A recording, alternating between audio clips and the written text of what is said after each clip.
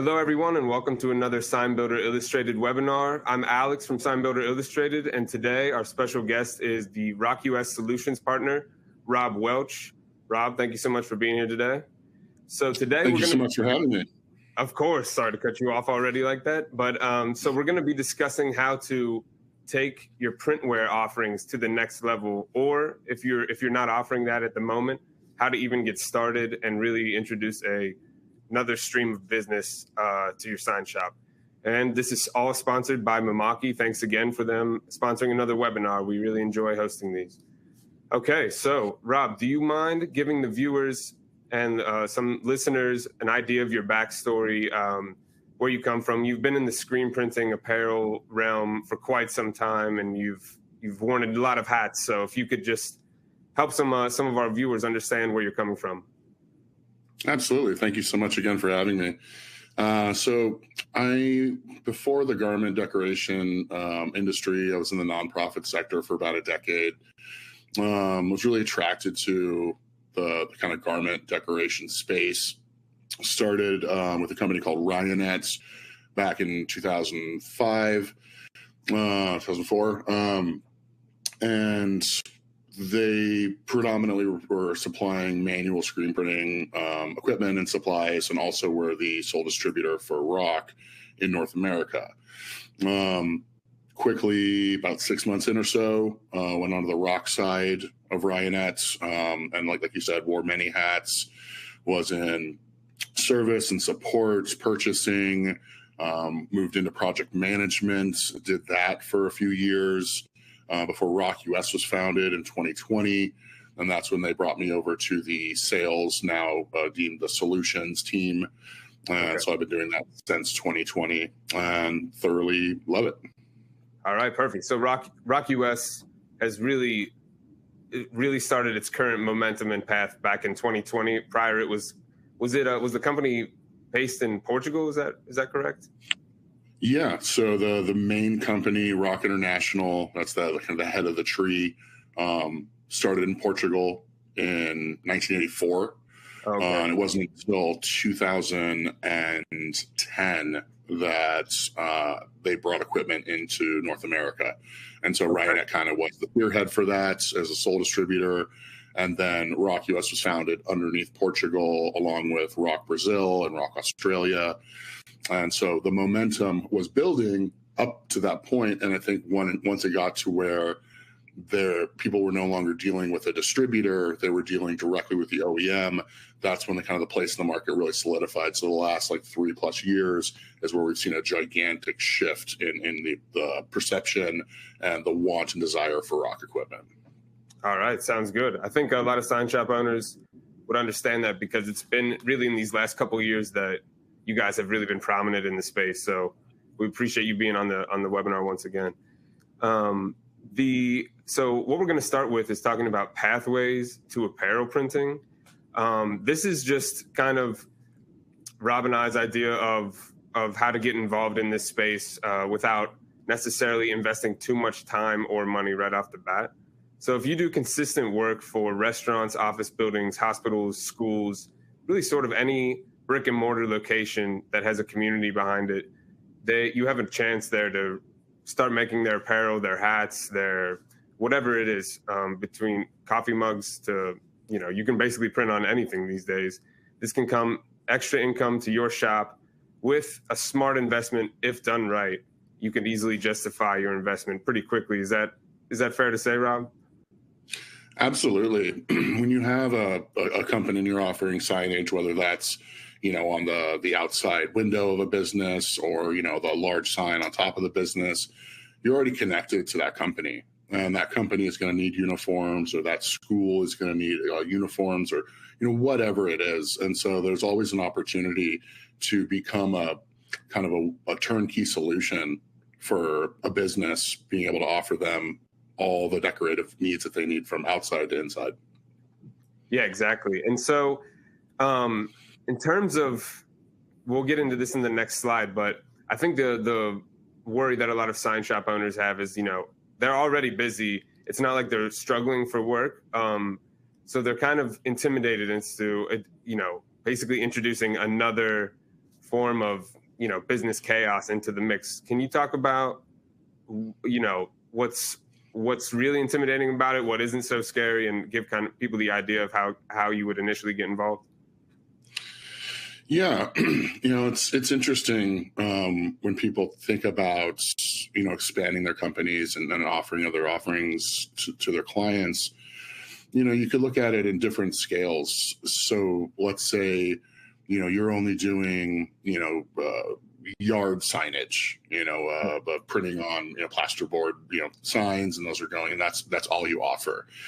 And then maybe you're getting into more wide format stuff. So now you're offering these other offerings. So each kind of step that you take is an investment, but it's also another offering to your clients. And so these can be baby steps. It doesn't have to be jumping full out and spending, a couple $100,000 on equipment to get started. You can start incredibly small, just like you would in the sign industry, And so I look at it as a company that's offering services, it's almost like a toolbox, and you can start with a screwdriver and a hammer, and as you start offering more and more, next thing you know, you have an automatic drill. Now you have a skill saw, you're just adding more tools to be able to offer more solutions. And you can start small or you can start big. I mean, either way, you're still offering more to your clients. Okay. Yeah, that makes a lot of sense. That's a nice analogy there. So I'll move on to the next slide here. And this is when we're going to get into the actual names of these pieces of equipment. A lot of our viewers may not be familiar, just because, we are hosting a lot of sign shops and this is new territory. So a manual screen printing press, I'm going to assume most people are familiar with that. This could be, a very old school machine too. They're still making really nice new versions of manual printing presses. Can you give us just a little background on a manual screen printing press? Absolutely. So when someone's getting into printing on garments, manual is a very low cost of entry. It's a small footprint, and it allows you to, do short run prints. You got a company that wants 24 shirts.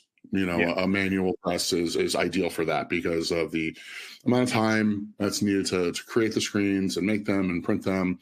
On small runs, a manual press makes total sense. Typically, a manual screen printing press, there's lots of different manufacturers, but, probably on average, a package that everything needed to print manually, you could be looking at something as little as, a few grand to maybe as most as maybe like 15,000, allowing you the ability to print, anywhere from say 200 to 300 shirts a day, where, in that process, there is some things to learn.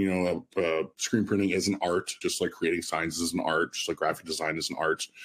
But once you kind of understand the kind of general principles, it is pretty simple, and there's so many resources out there, online to help guide, and other educational things and other kind of groups that you can get into, that putting a manual in a, maybe a 8x8 piece of your shop or even a garage or something, gives you the ability to just start to print shirts and kind of get your foot in the door with some of these companies.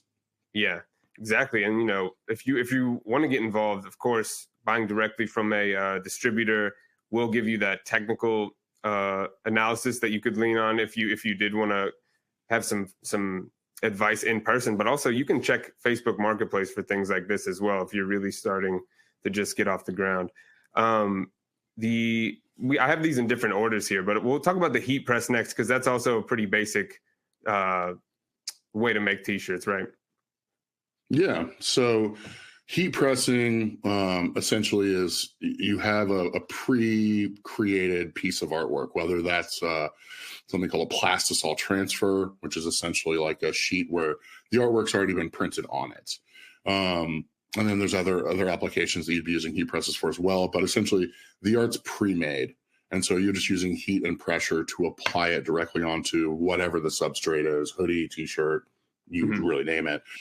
And that is also a very low price point of entry. Like a heat press is maybe a couple grand, and transfers typically you can get those from anywhere for like a dollar per transfer to maybe at most like maybe $8 or $9 a transfer. Yeah. And if you start thinking about the profit gain from what you're investing, let's say it is only like a few grand for the heat press, let's say an average of about $5 per transfer, and maybe your blank cost is anywhere from $2 to $4.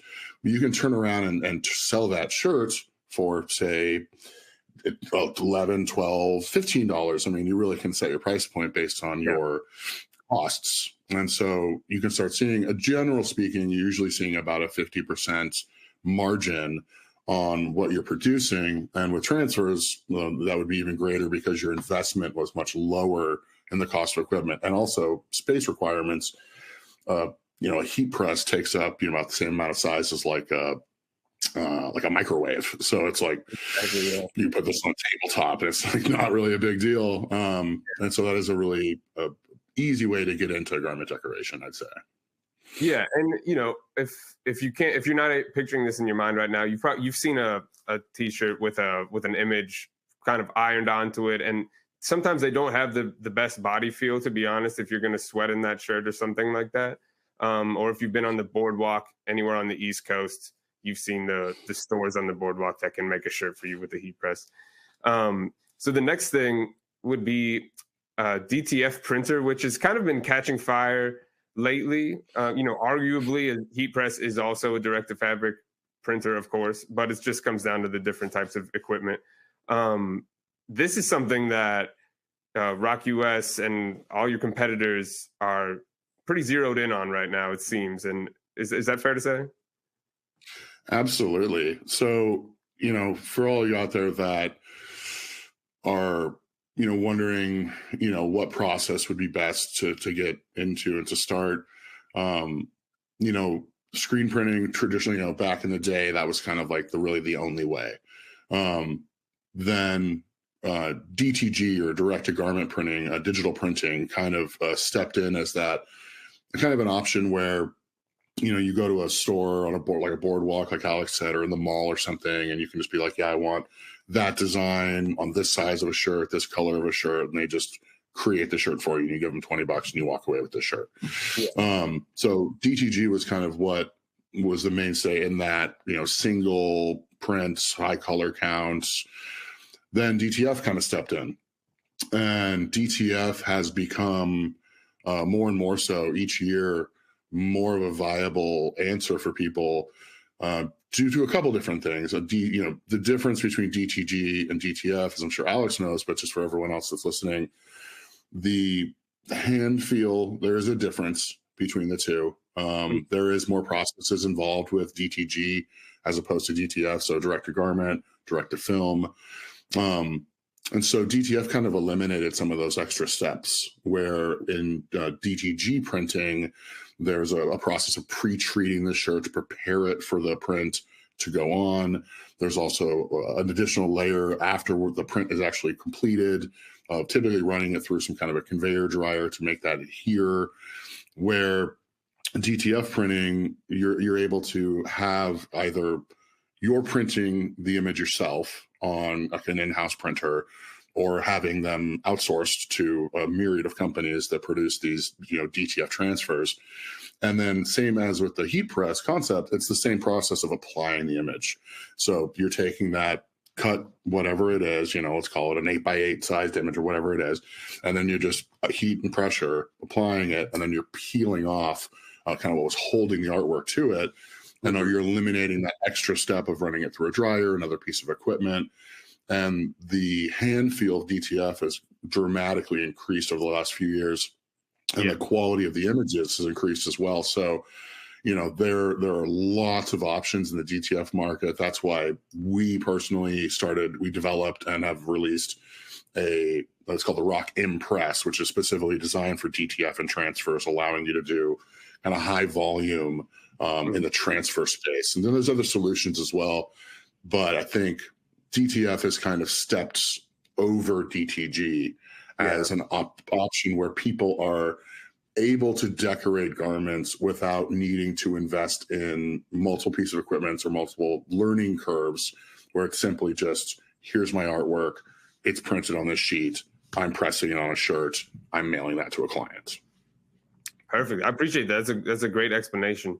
And then finally on here, I also have embroidery, where, if you've been to Printing United or ISA recently, or Impressions, you would know that you know the section that shows the automatic embroidery machines, whether it be on hats, coats, anything really. They are impressive. I'm not aware of an offering from Rock US in embroidery. I might be wrong, but can you talk about the type of jobs that you would, if you had an embroidery machine, what type of jobs would you seek?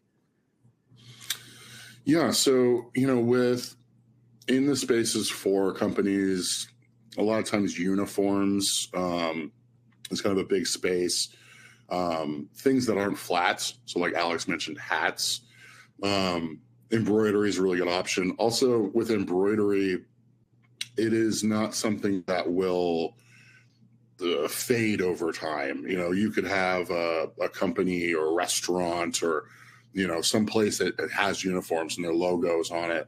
Having that embroidered, that shirt can pass through a dozen employees over the course of a decade and be used over and over again. Whereas something that was screen printed, depending on the ink and the type of printing, there's lots of different variables, but over time that image is going to degrade a bit. So embroidery is definitely a great option for that, as well as again, things that aren't flat. So embroidery on hats is incredibly common. And then also, everyone watching, keep in mind that all these different processes, whether it's manual screen printing or TTF transfers or plastisol transfers, embroidery, these things can all be mixed together. Like, it's not a one or the other thing. So some of the most impressive garment decoration that I've seen is combining all of these aspects, where someone maybe will do a process called embossing or debossing, which is essentially taking a portion of the garment and either pushing it down or lifting it up from where it would normally sit. So imagine almost like a 3D effect. So let's say you have something simple. Let's use a smiley face as an example.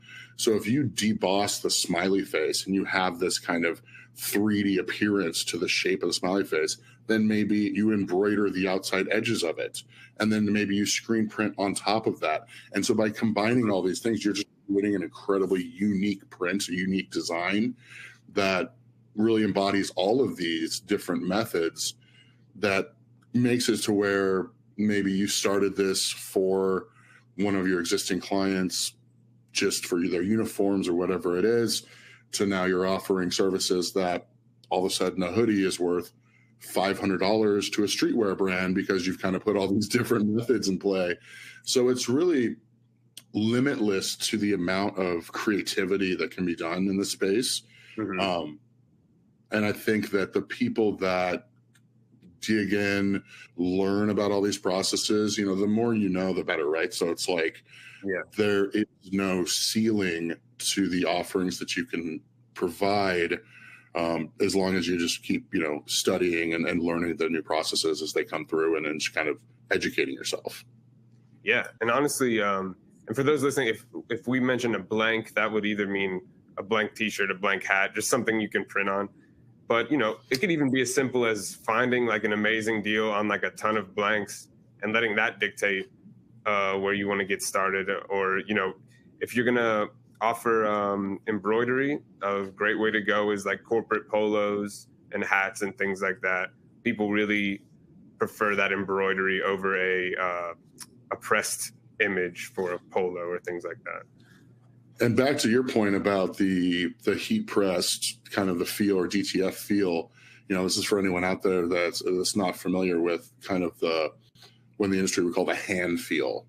So different types of printing, different types of technique or decorating garments is going to produce a different feel on the garment itself. So if you think about sportswear, like Nike, Adidas, Reebok, what have you, probably 90% of any printed garments they offer are all printed with water-based inks, because they want the hand feel to be soft, where you can't feel the image at all. You can sweat through it, breathe through it.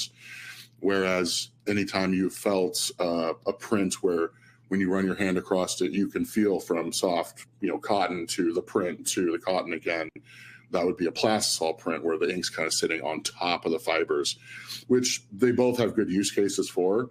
And then the hand feel is just kind of a matter of preference. And then there's a million different techniques to kind of combine them.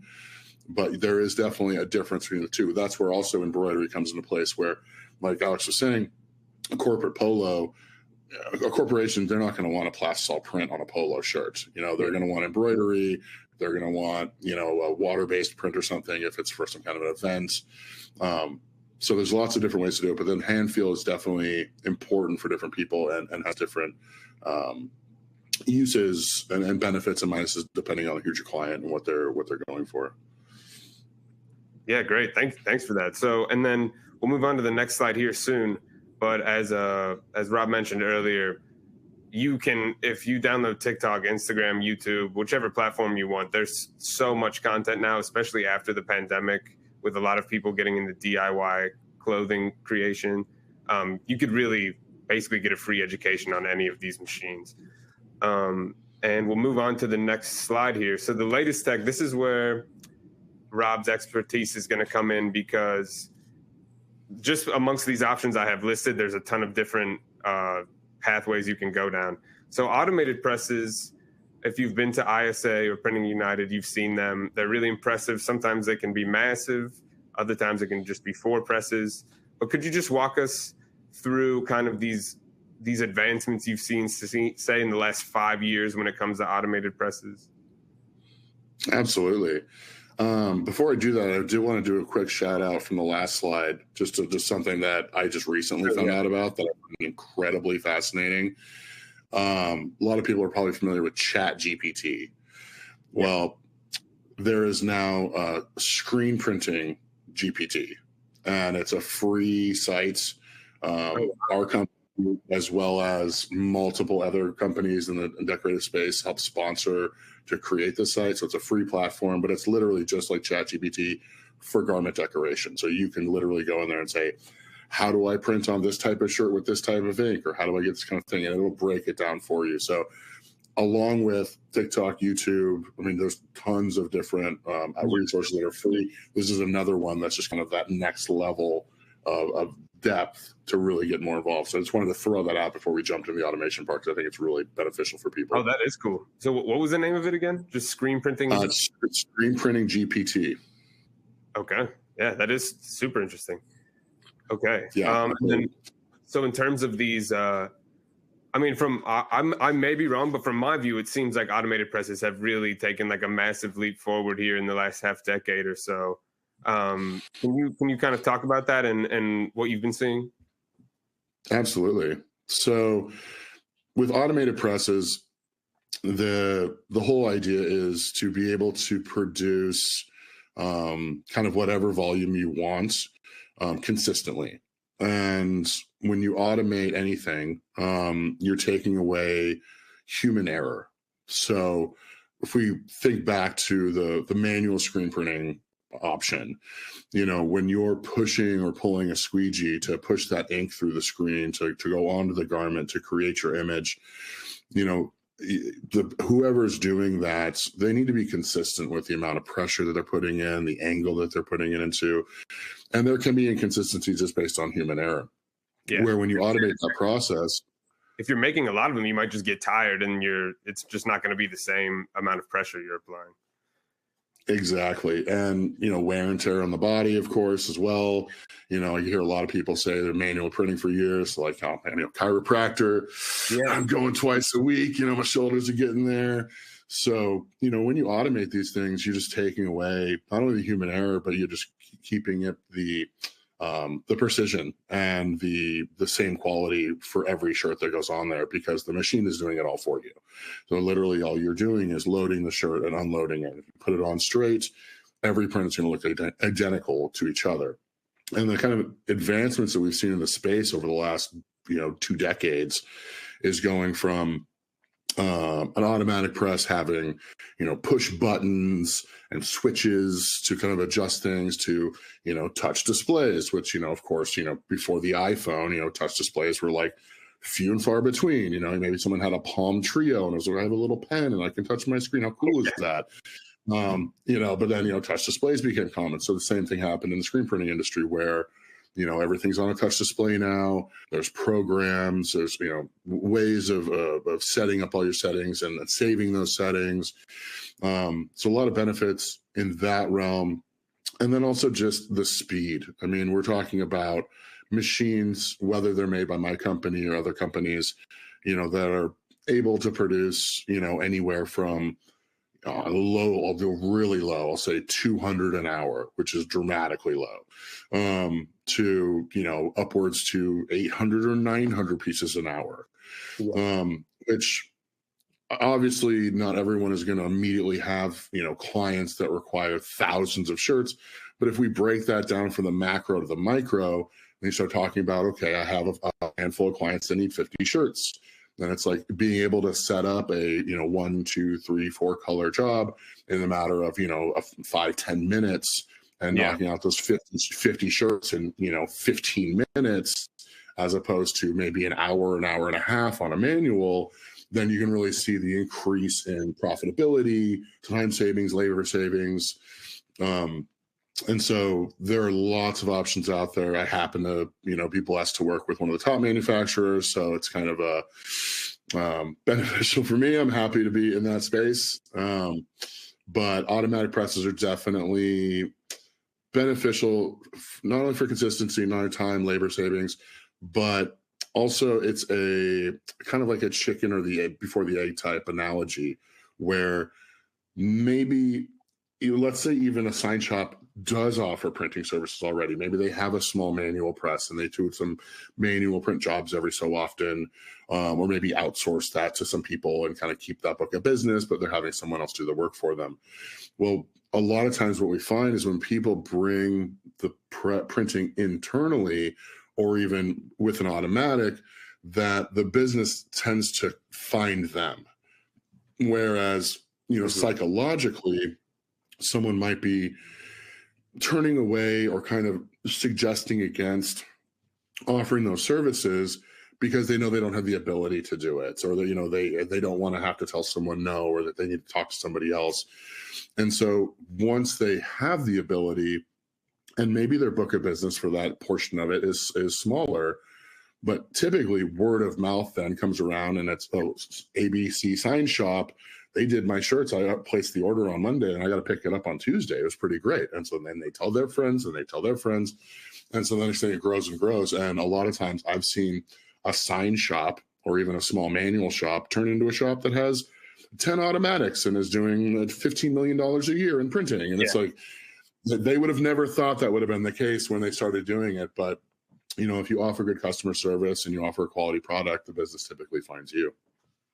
Yeah, exactly. And just people are just used to getting custom t-shirts, you know, frequently these days. It's not, that's even changed a little bit. People, you know, and if you can be the shop in your geographical area that people knows makes quality apparel, they'll come to you over going to website ABC because, you know, there's no human interaction there. They can't trust what their logo is going to come out looking like.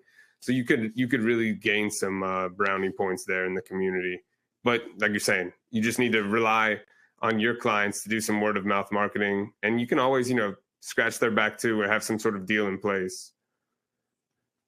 Absolutely. I've talked to many businesses that you trade services, right? You know, like someone needs garment decoration. It's like, okay, I need a plumber. Okay, boom. Now we're helping each other.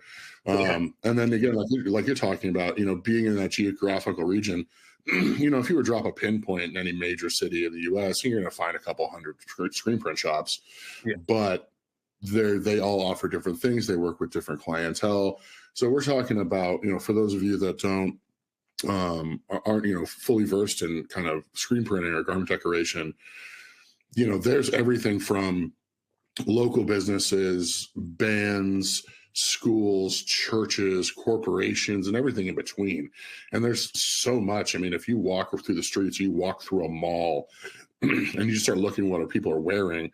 I mean, they're all wearing different prints on their shirts, and someone printed those shirts. And so like, there's more than enough work out there for everyone.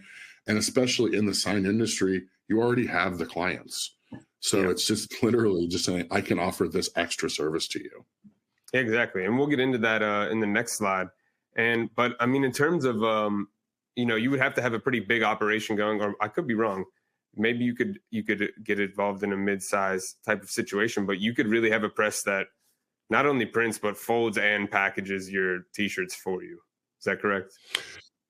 Yeah. So there'd be separate pieces of equipment, but yes. So, if let's say you wanted to, or maybe you have a shop and you're already, doing sign work or offering other services, and you wanted to incorporate garment decoration, probably on the small end, if you wanted to maybe offer between, say, 4 to 6 colors of printable colors on an automatic press and be able to cure them and prepare them to go out the door, you're maybe talking about maybe 1,500 square feet. We're going to be, kind of the bare minimum. Maybe a couple thousand square feet would be kind of ideal. When we're talking about finishing and fulfillment, there's multiple options. So anything from a small, I'd say maybe a 4-foot by 2-foot little machine that can fold and bag a t-shirts, that's going to be able to do, several hundred an hour t-shirts. And then if you wanted to offer other kind of garment decoration, you want to be able to print hoodies and sweatpants and jackets and whatever. There are other solutions that offer you the ability to fold, package, label, anything really, almost anything. Yeah. And being able to offer those kind of solutions as well is unique. And being able to do that allows for that direct to retail or direct to consumer. So maybe it's not the local restaurant that needs their shirts printed. Maybe you have offerings and you're printing shirts and you have a website where you're selling a design and someone wants to go on the website and purchase a single item. Well, that item can be full bagged, labeled automatically with a shipping label and sent directly to a client. Or maybe you land a retail store and they want you to print a line for them. They're going to require those items to be folded and bagged to ship to them so they keep the same quality when they go to the shelf. And so there are solutions for all of those things, from the smallest to the largest scale. Okay, thank you. And then as we get ready to move on to the next marketing slide, there's also, with new technology comes ink layering, to where it can feel, you can almost get a print to feel embroidered even though it's just ink, and that's pretty cool. And you can also get involved with finding eco-friendly blank t-shirts, which I know All Made is a company that you're involved, that Rock has a partnership with, I think. And then there's also a lot of water-based inks, so you can use that in your marketing materials, saying we have eco-friendly t-shirts, eco-friendly ink as well. Yeah. Yeah. All Made specifically, they do organic cottons. They do tri-blend shirts that are made using a lot of recycled plastic water bottles. And to speak to the types of printing you can do, there is some amazing techniques out there. There's a company called Made Lab that has a couple different facilities where they teach these kind of printing, but just like Alex was saying, in the industry we call it special effects printing, where just certain types of ink, they're inks that are called puff inks, where you're able to, by layering these different types of inks on top of each other, produce a print that appears to be a denim patch that was embroidered on, that has worn down over time and has kind of the layers that looks like it was made in the 80s and was a patch that was sewn on, but that's just the layering of inks. And the types of printing you can do, it's pretty mind-blowing. So yeah, in the marketing, it is it's nice to be able to let people know that, yes, eco-friendly shirts, eco-friendly inks, eco-friendly cleaning supplies. I mean, you're able to really wear that, green badge saying, hey, we're friends to the planet in every aspect of what we do. All right, great. Thank you. We'll move on to the next slide, which is going to be marketing ideas. They've been intertwined in everything we've been talking about. But I guess from your mind, if a sign shop had, some healthy capital that they were willing to invest, um, you know, maybe somewhere between 10 and 20 grand or something like that, what would you recommend how to get into apparel production without like really breaking the bank like that? Yeah, so there's a few different avenues that people can go. First, what I would look at is your current book of business. Look at your clients, do some outreach, find out, what kind of a need you have in your market. If that need seems like you might be looking to produce maybe, let's call it a couple thousand prints a month. And those are the projections. Then in that use case, I would say looking into some kind of a manual screen printing package, or perhaps like DTF or something like that, to really fit what your kind of projected demand would be. If the projections exceed that, and there is a growth pattern where you might see that you might be able to produce much more than that, and let's say your working capital is only 15 or 20 grand, there are avenues that a lot of people, I think, don't think about, or maybe they do, but they look at it in a different light. Because a lot of times people just look at the total dollar amounts and get like a sticker shock, right? So a lot of times I think what's helpful when looking into investing in aspects of your business like this is, let's say you only had 20 grand of working capital. That could also be 20 grand of down payment on a financing deal, where maybe your package of equipment is $100,000. Well, you put 20 grand down. Now you're only financing 80, and financing that 80 on, let's say a 6-year term, you're looking at maybe like a $1,200 a month payment for your equipment. Well, if you have equipment that can produce 600, 700, 800 pieces per hour, and let's say your profit margin is only $1 per shirt, which it will be dramatically more than that, but we'll just do it for simple math case, then you need to print 1,200 shirts to be able to pay your payment on your equipment. And then every other shirt you print over that is profit. So when you have a machine that can print 1,200 shirts in a couple of hours, that means the rest of the hours of that day, the rest of the days of that week, the rest of the weeks of that month, that's all just profit. Yeah. And so really the sky is the limit. So it's really examining your market, examining your projections, and then investing what makes sense. And sometimes that's starting small. Sometimes that's jumping out the gate, going big. It's really going to depend on your market and really studying what you think you're able to do. And then just speaking with other people as well, other companies, other individuals, other business owners, and picking their brain on what they did.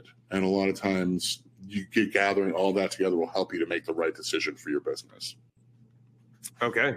And yeah, most of your competitors, Rock themselves, they're going to work with lenders and banks. It's going to be a normal part of the business to kind of help get these machines leased and get them into a shop.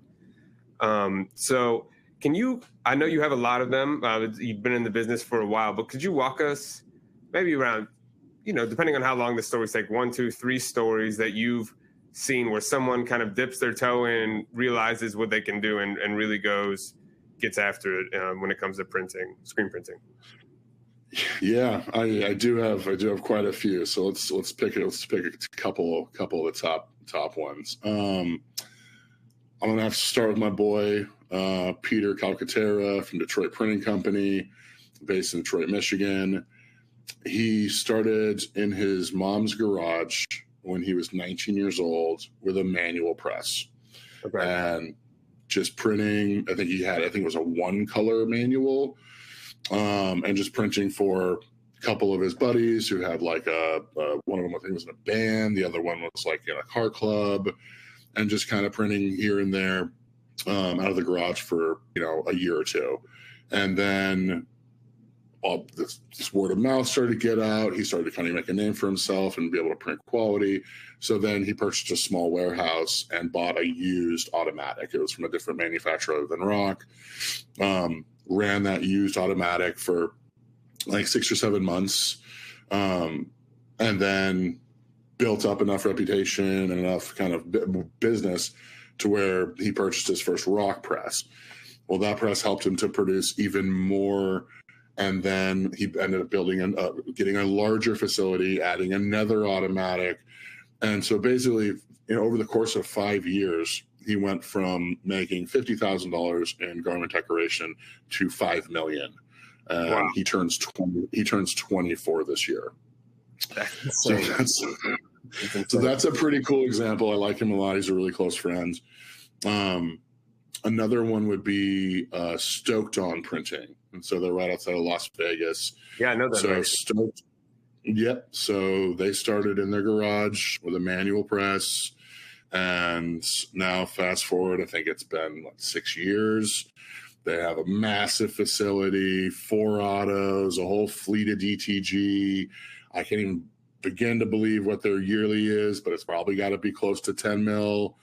But that's, again, starting in the garage. And even they themselves, introduce different revenue streams. I know they put out their own tutorial videos and materials. They're almost like a resource for printing themselves. So you never know what kind of doors it can open. Absolutely. And then I guess we'll go with one of the big dogs. So there's a gentleman named Josh Merrill owns a company called Liquid Graphics in Santa Ana, California. So he started kind of in the motocross world. And he was a motocross rider, and so were his brothers. And they just kind of started a streetwear brand and started kind of just printing manually in a garage. And now I won't go through their whole story because it's pretty long and pretty amazing. But now they have a facility with 15 autos, and in the slow season, they're producing 80,000 shirts a day. And peak season, 120,000 shirts a day. Yeah. But again, all 3 of these examples are people that started in a garage. Exactly. And so the sky's the limit as far as how big you want to go. I mean, obviously with scale, there's more employees, there's more overhead, there's more people that have to manage and all that. But really, as the business owner, you get to decide how big or small you want it to go. And really, I think what it really boils down to at the end of the day throughout this whole conversation is that if you have a business and you're offering services, you have the ability to offer other services to those same clients you already have. And if you choose not to, that's fine, but it's just available money that you could be bringing into the company if you chose to. And again, there's multiple avenues to make that happen. And it's really up to the business owner whether or not they want to do it. But I promise you, and I'm not doing it because I want to sell you a rock or anything. I'm saying, I promise you that it is not as complicated as it might seem. And from just some basic YouTube research and some of these other resources we talked about, bringing in garment decoration of any kind into your business can be as easy and small or as large and big as you want it to be. And there are countless resources out there available, and I'm even available. I've even coached people who didn't even buy a rock press, and I advise them on their business of what they should do. And it's like, hey, okay, your credit's not there. You don't really have the amount of business for it. Maybe look at these things first, and then 3-4 years later, they call me and say, okay, actually, now it makes sense. So I'm available as a resource in any facets to help people grow their businesses, even if it doesn't benefit me or my company. Perfect. And we'll put your contact on the next slide. And the other thing is, of course, I see a ton of sign shops online every day. Most sign shops have an active Facebook page, Instagram, whatever. You may even have an active newsletter. All it takes is you just developing a social media and email strategy to let your clients know that you invested in a apparel production. And, you could get a bite immediately if you're doing something like that. And on that note, I want to piggyback off that real quick. I know we're going a bit here, but let's say in that scenario that Alex just outlaid, that, you have a Facebook, you have an Instagram, you have whatever, you have your sign shop. You then let your client base know that you're offering garment decoration. Sometimes you can then get that interest from your existing clients or people that already follow you on social media. And then you can take that business and then outsource it to another printer in your area. But they're coming to you for the business. So your client is asking you to print something, you're having someone else print it for you, and then you're providing it to the client. So now you're essentially brokering that printing in what we call outsourcing and in screen printing. And then through that, sometimes you can outsource for 3, 6, 8, 12 months, 2 years, and build up a book of business to where now you're getting enough revenue from that aspect of your business to now it makes sense to invest in equipment. So I've always said that you want to be in the business of saying yes to clients that you want to have as clients. Mm-hmm. And if saying yes means that you're, instead of making that 50% margin because you're doing it in-house, maybe you're only making a 10 or 15% margin because you're outsourcing it, but you're still maintaining that client. And so by doing that, you can build this up to a place where it makes sense to invest. You don't have to invest right away in equipment to be able to gain this business. Yeah. And I've heard people, someone could get an inquiry from like just a massive company that happens to be in the area, whether it's Toyota or something like that. And they're like, we need 12,000 red shirts with this logo on it. And you just broker that deal and you make a ton of money off that. Like it's possible to do something like that. Absolutely. Okay. And then here's Rob's contact information. Thanks again for joining us and for watching. Rob, can you just give a brief outline on the type of questions you would welcome? I know I obviously don't want people to just be calling you with any sort of random question here. So if you like we've been saying, if you legitimately are looking to scratch an itch and get into this industry, Rob's the guy to talk to. Can you just give him a little direction as to how to reach out or what type of language to use and things like that? Sure. Yeah. I mean, as you guys can see, that's my email. That's my personal cell phone. So don't go writing that on some random wall somewhere. But feel free to shoot me an email. If you want to go to rock.us, you can kind of poke around the website, kind of see what equipment and what kind of like things that we offer. I know some about embroidery. We don't offer any embroidery type of solutions, so that'd kind of be the least information I'd be able to provide. But feel free to utilize me. Shoot me an email. If you watch this and think to yourself, actually, I kind of want to ask if you think maybe I'm in a good spot for this, or want to just find out, is this something that maybe I should be looking at in the next 6 to 12 months, or is this something I should be looking at in a couple of years? You can always feel free to just shoot me an email. Happy to respond. If you watch this and you start thinking, gosh, this is scratch me right where I itch. This is exactly what I needed to hear. I want to build my business. Feel free to email me, call me as well. I'm happy to help, happy to advise. And actually, I just want to say that I'm honored and privileged for you inviting me here. Of course. Thank you so much for giving me the time to kind of ramble about something I'm passionate about. And it's kind of serendipitous because before Alex and myself connected, I have a friend who owns a sign shop in right outside of Vancouver, BC. And I've been telling him for the last couple of years that, man, you really need to start offering, screen printing for your clients. You have every business in your area you're doing their signs for. You're the #1 sign shop in town. You should be doing this. And the fact that then Alex reaches out and we connect on this is kind of made sense. So I'm definitely going to be sharing the link to him for this and saying, hey, look, I told you so. You should really look into this because it can really help your business. Yeah, that's awesome. It is so true. And once again, I just want to say thank you to Mamaki for sponsoring another one of our webinars. They're always looking to support us and the outreach. So we appreciate that. Once again, Rob, thank you so much for giving us your expertise here. And if you want to learn more, you can go on signshop.com. We have some content, or reach out directly to Rob or myself. Thanks again for watching, and have a nice day. Thank you, everyone.